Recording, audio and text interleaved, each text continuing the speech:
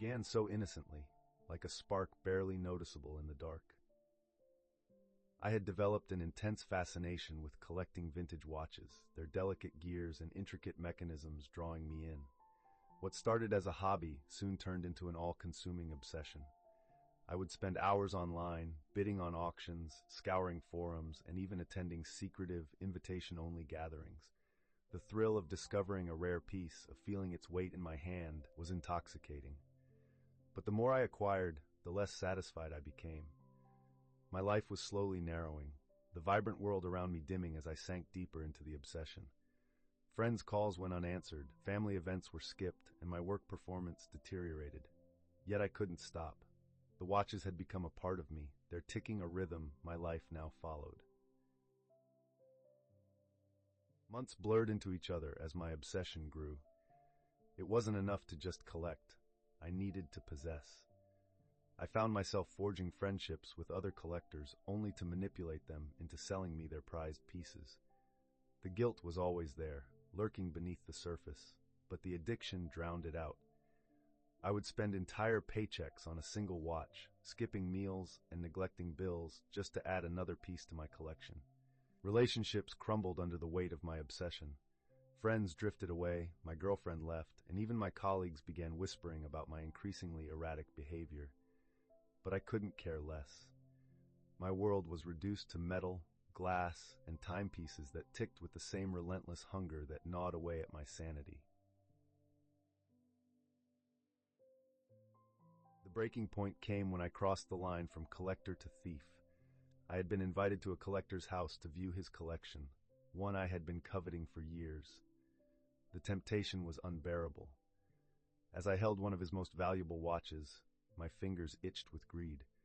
I distracted him with a fabricated story about a once-in-a-lifetime auction and slipped the watch into my pocket. The adrenaline rush was unlike anything I'd ever felt. The guilt, however, was immediate. I tried justifying my actions, telling myself I needed it more than he did. But the darkness I had embraced was starting to consume me whole. The high from the theft didn't last. Paranoia set in, gnawing at me like a disease. I started avoiding people, convinced that every phone call was someone calling me out. Every knock on the door was the police, ready to drag me away. My world grew even smaller. The watches I had once cherished now felt like chains, their ticking mocking me with every second. I couldn't sleep, couldn't eat. I was a prisoner of my own obsession, locked in a cell built by my greed and fear. The loneliness was suffocating. I had pushed everyone away, and now there was nothing left but the watches and the guilt. In my desperation, I tried to make things right. I reached out to the man I had stolen from, crafting an elaborate apology. But the words felt hollow, insincere. I was still trapped, unable to fully admit the depths of my wrongdoing. My obsession had corrupted me to the core. Even as I attempted to return the stolen watch, I found myself hesitating, my fingers reluctant to let go. It was as if the metal and glass had fused with my soul, binding me to my own destruction.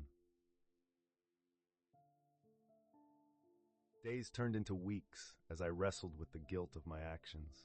My obsession had driven me to lie, manipulate, and steal. But no matter how much I tried to convince myself otherwise, the truth was painfully clear. I had crossed a line I could never uncross. I spent nights awake, the ticking of the watches around me echoing in my mind like a cruel taunt. The obsession was no longer about collecting. It was about control, possession, the sick thrill of having something others couldn't. But that thrill had turned to ashes.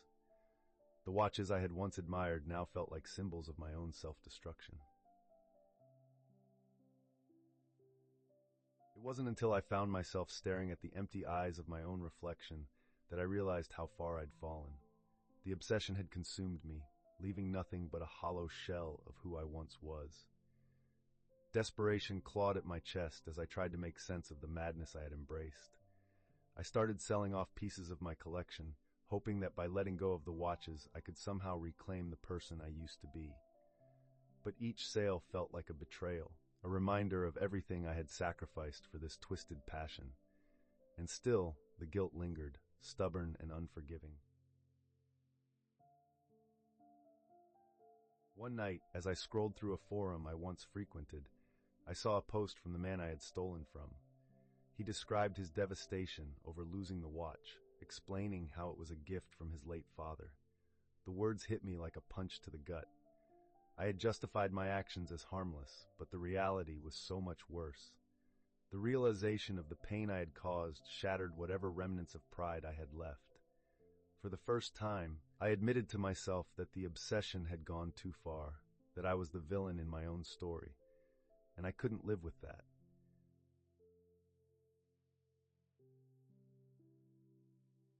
Returning the watch was the hardest thing I'd ever done. I reached out to the man, confessing my actions and begging for his forgiveness. I expected rage, hatred, the same disgust I felt for myself. Instead, he replied with something I hadn't anticipated: understanding. His words cut deeper than any insult. He told me that while he couldn't forgive me yet, he appreciated my honesty. The encounter left me feeling raw, exposed, but it was also the first step toward redemption. Months have passed since that day. I'm not cured. The obsession still lingers like a shadow waiting for me to fall again. But I've found strength in acknowledging my flaws, in accepting that the road to recovery is a slow, arduous journey. The watches I once hoarded have been sold or returned. I've started rebuilding my relationships, slowly earning back the trust I had shattered.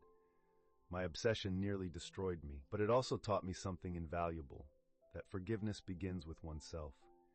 And though the path ahead is uncertain, I'm willing to walk it, one step at a time.